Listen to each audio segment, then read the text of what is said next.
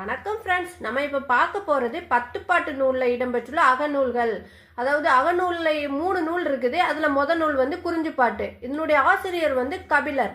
இதனுடைய வகை ஆசிரியப்பா. வேறு பெயர் சொல்றாங்க. அதாவது காப்பிய பாட்டு, உளவியல் பாட்டு, பெருங்குறிஞ்சி. பெருங்குறிஞ்சின்னு இதற்கு ஒரு பெயர் சூட்டினவர் நான் கேட்டேன்னா நச்சினார்க்கினியர். இதுதான் இதனுடைய வேறு பெயர்களா இருக்கு. இதனுடைய அடி வந்து 261 அடி. இதுல வந்து என்னென்ன சிறப்புகள்லாம் இருக்குன்னு பார்த்தோன்னா 99 வகை மலர்களை பற்றி எடுத்து கூறும் நூல் கேட்டான்னா குறிஞ்சிப்பாட்டை தான் எடுக்கணும். 99 மலர்ல முதல் நூல் செங்காந்தல். 99வது மலர் வந்து புலகம், அதாவது எருக்கு மலர் சொல்றாங்க.